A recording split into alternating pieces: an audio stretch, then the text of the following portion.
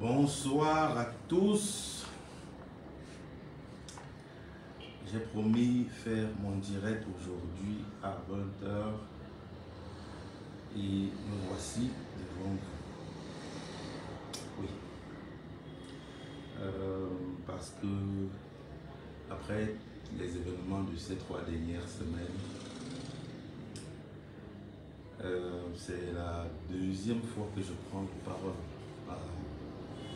concernant les plaintes à mon endroit. Donc, il est important que je clarifie certaines choses et que je reconnaisse mes torts où j'ai fauté. Voilà. Donc, merci déjà pour le soutien. Tous ceux qui m'ont appelé, qui m'ont soutenu, merci. Merci. Merci aussi tous ceux qui ont tiré sur moi, m'ont permis de voir certaines lacunes que j'avais. Parce que certaines personnes disent tout ce que Dieu fait est bon, et d'autres disent, moi je dis, tout contribue au bien. Voilà, parce que vos critiques m'ont aidé, vos insultes m'ont aidé, vos encouragements dans mon travail m'ont aidé. Je vais d'abord commencer par dire, avant d'attaquer le cas de Lisette Ndiang, je vais d'abord demander pardon à toutes les mamans, tous les papas, tous les frères et sœurs qui, à travers Facebook, j'ai choqué quand j'ai fait la vidéo dans mon salon avec mes comédiens derrière. La façon avec laquelle j'ai parlé n'était pas bien, je le reconnais. Je vous demande pardon à vous. J'ai déjà demandé pardon à mes comédiens. Et c'est sur Facebook que je vous ai choqué. Et c'est sur Facebook qu'il faut que je vous dise, je suis désolé. J'étais dans un état d'esprit ce jour un peu pas bien. Pourquoi? Parce que vu les accusations portées à mon endroit, j'étais pas bien. Même comme je faisais pareil, je voulais faire voir autre chose, puisque je suis un homme qui n'aime pas montrer qu'il est faible. Mais ce jour, les premières accusations à mon endroit portées par mon ancienne actrice m'ont choqué, m'ont vraiment choqué. Et ce jour, j'ai dit à mes comédiens qui sont de seconde zone, après Laetitia, et que c'est Laetitia que je vais, même si c'est vrai que c'est Laetitia que je mets en avant, je ne vais pas le leur dire comme ça. Beaucoup de grands frères me l'ont dit à travers des vidéos, beaucoup de grands frères me l'ont dit, beaucoup de grands frères m'ont appelé et me l'ont dit. Je n'aurais pas dû faire ça, je suis désolé, je vous demande humblement pardon. Vous savez, il y a un adage qui dit, l'homme n'est bon, c'est la nature qui le rend mauvais. C'est pas pour dire que je suis un homme mauvais, c'est pour vous dire ce que j'ai traversé, moi, dans ce monde, pour être l'homme que je suis aujourd'hui. Je n'ai pas eu que des fleurs sur mon chemin. J'ai créé le Business Comedy Club en 2012. Le chemin n'a pas été facile. Il fallait travailler dur pour se faire un nom. On a travaillé très dur pour se faire un nom. À un moment, on a compris que quand on est célèbre, ça ne paye pas le loyer. J'ai été toujours un réalisateur, un manager très rigoureux. Et dans ma rigueur, j'ai sûrement choqué aussi beaucoup d'acteurs. Dans ma rigueur, dans ma façon dure de gérer mon équipe, j'ai sûrement choqué aussi beaucoup de collaborateurs. Je ne le faisais pas parce que j'étais mal intentionné, mais c'est parce que je voulais que le résultat soit là. Et mon parcours avec certains collaborateurs, on a dû se séparer à cause peut-être de ma façon de gérer avec une main de fer. Malgré ça, les résultats, on les a vus. Et c'est parce que c'est ma rigueur qui a fait que ces résultats soient là. Peut-être je n'ai pas utilisé parfois les bonnes méthodes, mais Si j'ai choqué aussi certains collaborateurs avec qui j'ai fait chemin, je vous demande pardon. Je le faisais juste pour que le travail se passe bien. Parce qu'on est dans un pays où, quand on est star, c'est pas ça qui paie le loyer. Ailleurs, la starmania paie le loyer. Mais ici, c'est la stratégie de la starmania qui paie le loyer. On est dans un pays, où les célébrités meurent de faim parce qu'ils demandent la cotisation. J'ai vite défini comme ça.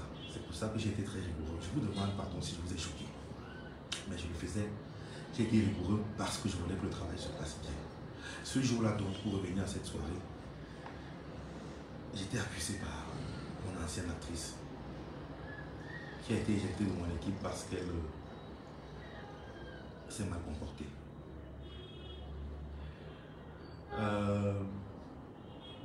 J'essayais d'expliquer, de vous expliquer que je ne peux pas avoir promis la célébrité à quelqu'un et le prendre et le mettre en seconde zone derrière, puisque tous ceux qui arrivent dans ma nouvelle équipe savent qu'ils sont en seconde zone. C'est ce que je voulais vous expliquer. Je ne peux pas promettre la célébrité à quelqu'un et mon émerveille et la prendre et la mettre en seconde zone derrière ma femme. C'est pas logique. C'est ce que je voulais expliquer et j'ai été froid. Je vous ai choqué, je vous demande pardon. Voilà. Pour attaquer maintenant le cas de Jean Lisette. Au courant 2019, je suis un homme électron libre. Je ne suis pas en couple. J'étais plus déjà avec la mère de mes jumeaux parce que la vie nous a séparés. C'est une très bonne mère, déjà, mais la vie nous a séparés. J'étais comme un électron libre et comme tout jeune homme, je partais de fille en fille. Je n'étais pas casé, voilà. Donc, je rencontre Jean Lisette et l'histoire qu'elle a racontée déjà. Quand Jean Lisette, j'ai vu sa vidéo, j'ai vu une femme qui pleure parce qu'elle a mal.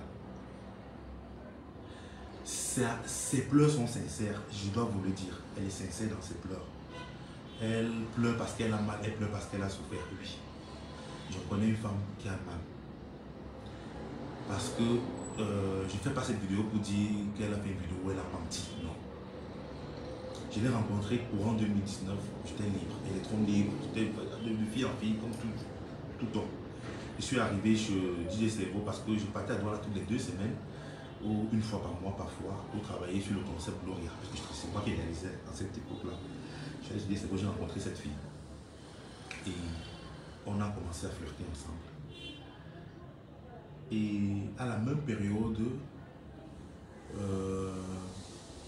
Laetitia Ndiassi, que je connaissais depuis 2015, fin 2014, nos chemins se recroisent et on commence à sympathiser.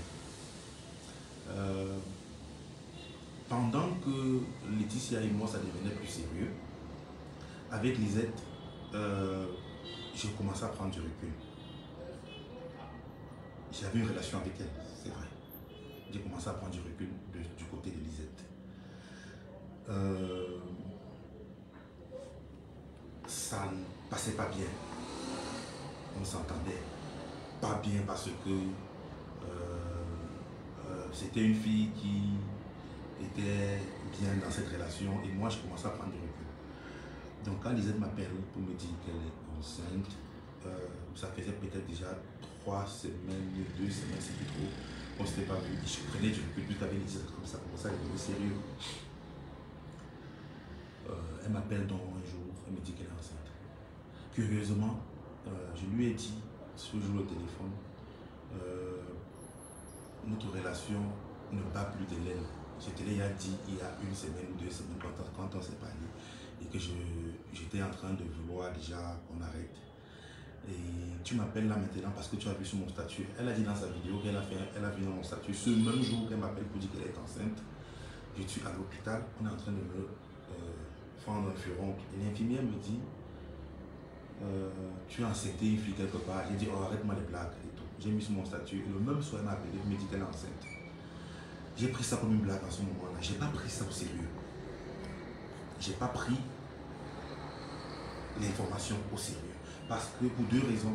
J'étais en train de prendre du recul dans la relation et je lui avais dit. 2, j'avais mis un statut où j'étais en train de dire on m'a dit que j'ai enceinte 2 filles et tout. Je lui ai dit tu me dis ça parce que tu as vu mon statut. Elle m'a dit non. Je n'ai pas pris ça au sérieux. Quand elle a insisté, j'ai même bloqué. Je l'ai bloqué. L'idée c'est vous m'a appelé 2-3 jours plus tard.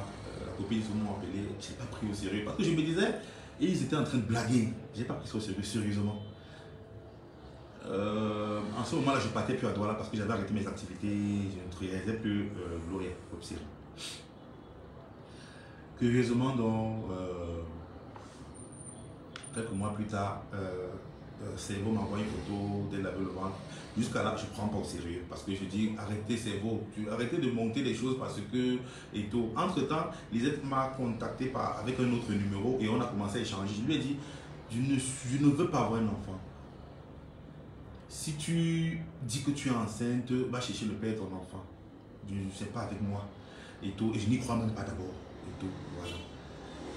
Elle ne faisait qu'insister. Et ce qui fait que plus tard, donc, je partais plus à Douala. Donc, tout ça se passe par téléphone. Donc, après 2 mois, après 3 mois et tout. Plusieurs mois après, donc, il m'envoie les photos du bébé. Elle a accouché et tout. Jusqu'à là, j'ai bloqué. À un moment, donc, j'ai commis une erreur. J'ai commencé carrément à la détester. Pourquoi? Parce que je me suis dit, pourquoi est-ce que tu veux me retenir avec un enfant et tout? J'ai bloqué depuis le premier appel et j'ai dit je ne veux pas entendre parler et tout. C'était une erreur de ma part.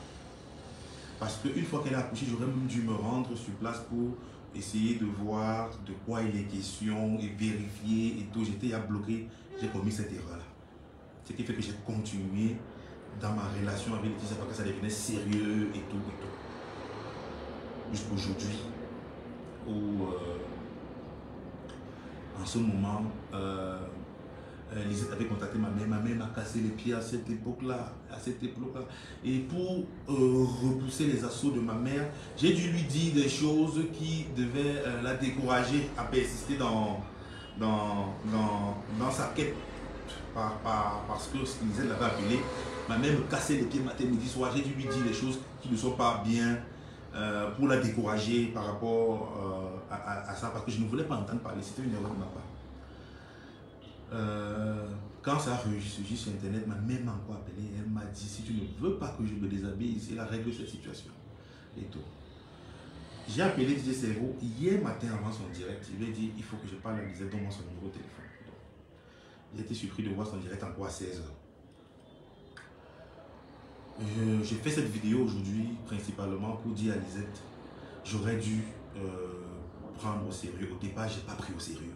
Je pensais que c'était une blague. Donc, je n'ai pas pris au sérieux. Vous tous qui regardez mon quotidien avec la télé-réalité de Laetitia qu'on a lancé, vous voyez comment on vit. J'ai 5 enfants reconnus aujourd'hui. Vous voyez, je m'en occupe. Je m'en occupe quand un père doit s'en occuper. Ce n'est pas un 6e qui devrait faire problème. Mais j'aurais dû aller m'enquérir de la situation quand il était encore temps. Je demande pardon à Lisette. Je vous demande pardon à vous, aux mamans, aux papas. Tout cela a choqué.